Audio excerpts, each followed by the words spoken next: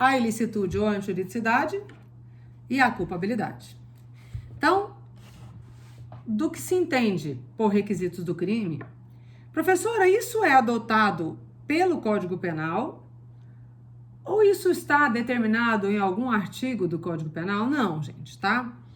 Esses requisitos que foram analisados como requisitos do crime são requisitos que foram adotados por uma questão doutrinária, por uma questão político-criminal, por uma questão da matéria para facilitar, né, a finalidade a que o direito penal atende.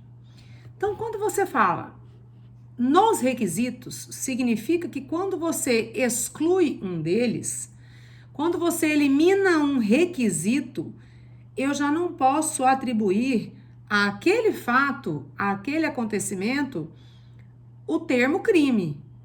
Porque se é requisito do crime, e eu tenho alguns requisitos que são regra geral ou por maioria doutrinária, vamos para gravar, eu tinha esquecido. Regra geral ou por maioria doutrinária, adotou-se que nós precisamos, diante de uma situação de um fato concreto, né, analisar se estão presentes três requisitos. Porque quando você acaba tirando um deles, você imagina e fala assim, bom, eu não posso dizer que isso é crime, por mais que essa conduta esteja descrita no código, diante de um artigo lá da parte especial, falta esse casamento, falta esse encaixe, tá certo? Essa adaptação, essa adequação do caso concreto às orientações normativas para que foram criadas pelo legislativo para o direito penal. Então, por isso que a gente escolheu, né, doutrinariamente, que os requisitos para que determinado acontecimento fosse considerado crime, né, seriam 3, tá? Nós temos aí o que se chama por teoria tripartida. Quando vocês escutarem esse termo, gente, tá? Teoria tripartida ou tridimensional, porque são 3. 3 são os requisitos, né, que se reconhece para que haja o crime dentro dos conceitos e determinações legais previstas pelo direito penal. Então, pela teoria tripartida, 3 são os requisitos. O que acontece quando você tira um requisito? Aquele acontecimento deixa de ser crime. Ok, professora, se deixa de ser crime, então eu posso levar esse ato, esse acontecimento para outro ramo do direito. Eu posso tentar sanar essa pretensão, né? E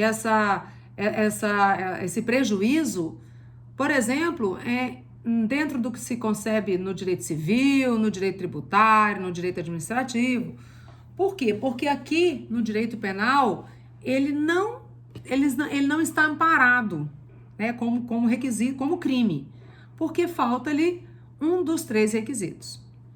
Há quem diga, doutrinariamente, e essa é uma corrente minoritária, por isso eu não gasto tempo para falar sobre ela, mas eu vou explicar que existe, porque vocês precisam saber. Há quem diga, doutrinariamente, que os requisitos do crime são apenas 2, que é o que diz a teoria bipartida. Então, se eu adotar a teoria bipartida, bastam 2 requisitos para que aquele acontecimento possa ser considerado crime. Quais são os requisitos pela teoria bipartida? O fato típico e a ilicitude. Para a teoria bipartida, a culpabilidade não é requisito do crime. É uma consequência da prática da infração. Então, culpabilidade é uma reprovação de quem já tenha praticado a infração e merece ou não, né, a consequência prevista em matéria de direito penal, que é a sanção penal. Professora, por que a culpabilidade ela não está prevista pela teoria, né? Assim como na teoria tripartida, ela não está prevista diante da teoria bipartida como requisito do crime? A defesa da classe doutrinária, dessa parte doutrinária que entende que basta como requisito do crime 2 requisitos, é de que há possibilidade dentro do próprio Código Penal de alguém praticar o fato típico, ser ilícito e não ser culpável, mas ainda assim ser considerado crime. A contestação, deixa eu contestar para que vocês entendam. Professora, quando que isso acontece? Por que a teoria bipartida faz essa defesa? Porque para eles, os elementos do crime é o fato típico e a ilicitude. A culpabilidade não é elemento do crime. Sabe como é que eles se explicam? Eles explicam na seguinte situação.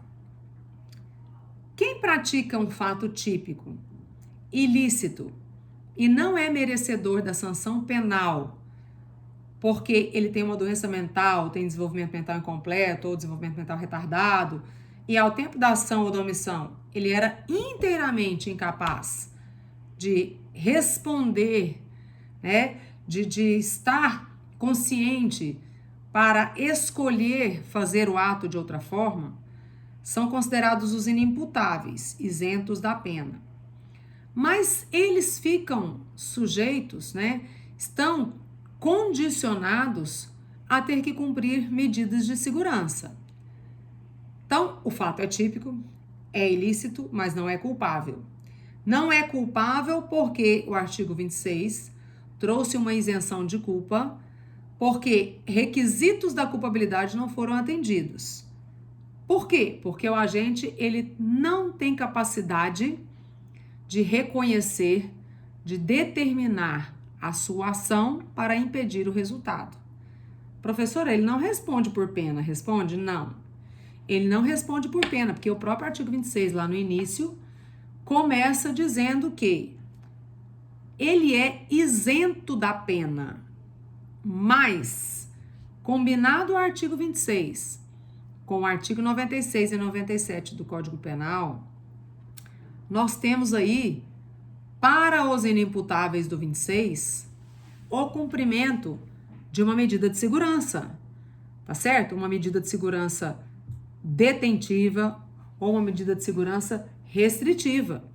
Então, eu tenho a possibilidade, né, nas circunstâncias da isenção da pena, de não aplicar pena, mas eu tenho o compromisso de aplicar uma medida de segurança quando o agente pratica o fato típico, ilícito e não culpável. Eu, particularmente, sou adepta da teoria tripartida. Por quê? Deixa eu explicar para vocês. Deixa eu pegar 2 canetas aqui para explicar. Quando um juiz ele está a decidir sobre uma matéria, né, matéria de processo, uma matéria processual, que ali analisa-se se o autor da infração é imputável ou inimputável, praticou o fato típico ilícito, será sujeito à pena ou não. Então, o caminho do processo, então pensa, eu tenho duas possibilidades só. Então, o juiz ele vai chegando, na instrução e julgamento. No julgamento, ele, quando chega aqui, ele tem 2 caminhos só. Ele só tem 2 saídas. Ou ele escolhe, diante de todos os elementos que partem, né, do processo, do procedimento que foram adotados diante do processo, isso não é pessoal, isso é administrativo praticamente, porque ele tem elementos convincentes para a decisão. Quando ele chega ao final, ele tem que decidir se ali existe uma sentença condenatória ou se ali é uma sentença absolutória. Então, vamos lá, pessoas. Eu cheguei lá ao final da minha decisão e eu tenho que decidir se eu vou atribuir ao autor do fato uma sentença condenatória. Sentença condenatória condena ao quê? Ao cumprimento de pena. Toda sentença chama-se sentença penal condenatória. Se é uma sentença penal condenatória, nós estamos falando que eu vou atribuir qualquer uma das penas, né? Quaisquer penas previstas pelo Código Penal e elas estão atribuídas lá no artigo 32. Seja ela privativa de liberdade, seja ela restritiva de direitos, ou seja ela pena de multa. É pena. Então, o sujeito ele não tem opção entre cumprir ou não cumprir. Ele está condenado. Sentença condenatória. Ok. Esses são para os imputáveis. Sentença penal condenatória será uma condenação ao cumprimento de uma pena, qualquer uma daquelas previstas pelo artigo 32 do Código Penal. Então, ele é considerado o quê? Imputável. Ok? Se eu tomar esse... Deixa eu só terminar o raciocínio, que aí eu tiro as dúvidas das perguntas. Se eu tomar esse caminho, então eu tenho dois. Se eu tomar esse caminho da sentença absolutória, então pensa, eu estou lá processando o agente pelo fato típico, já está provado que o fato típico é ilícito. O que significa isso? O fato é típico, é ilícito ou não tem nenhuma das causas excludentes de ilicitude na presença desse caso concreto. Ou seja, ele não praticou esse fato típico, nem por legítima defesa, nem por estado de necessidade, nem por exercício regular do direito, nem no estrito cumprimento do dever legal. Então, eu já tenho elementos suficientes de que o fato é típico e é ilícito. Então, nós estamos tentando entender o terceiro requisito do crime. Se ele é culpável. Eu já passei essa etapa, meninos. Ele é ilícito. Professor, ele é culpável? Meninos, se não for culpável, eu não posso falar em sentença condenatória, porque ele é isento da pena.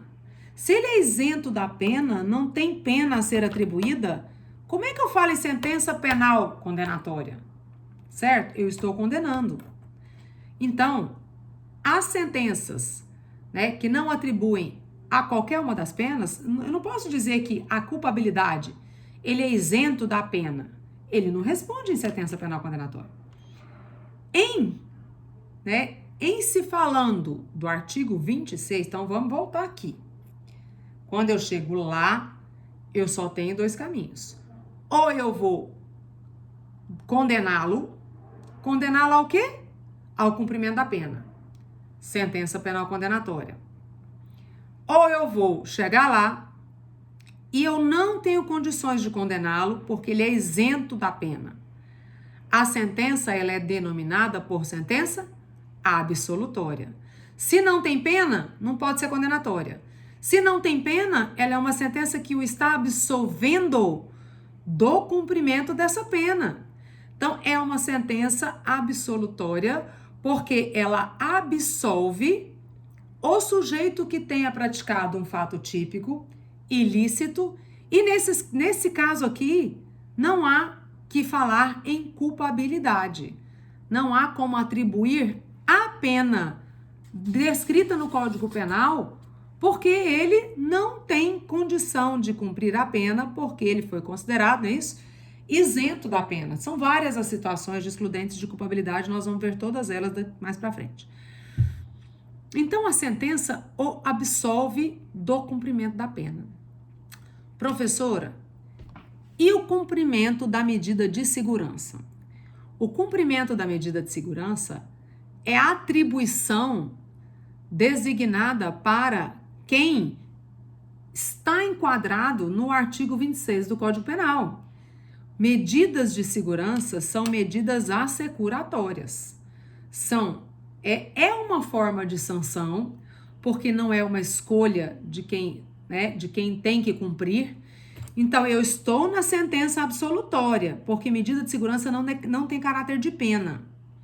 Medida de segurança é uma medida que assegura a proteção social, tá certo? Através de uma determinação, né, em caso obrigatória, de acordo com quando você combina o artigo 26 com os artigos 96 e 97. Então, a sentença, ela é absolutória, e quando ela destina-se ao cumprimento de medida de segurança, a gente diz que ela é uma sentença absolutória imprópria. Porque a própria, tchau, foi lindo, você está absolvido de ter que cumprir qualquer medida sancionadora. Você está absolvido de todas as circunstâncias punitivas, tá certo? No caso da medida de segurança, não, você não vai embora, meu caro. Apesar de não ser condenatória, ela é absolutória. Só que por nós entendermos que nessas circunstâncias você foi, né, diagnosticado, o seu caso está previsto no artigo 26, você tem a obrigação do cumprimento da medida de segurança a ser determinada na decisão absolutória, e por isso que a gente chama ela de imprópria. Imprópria porque eu não posso te dar tchau.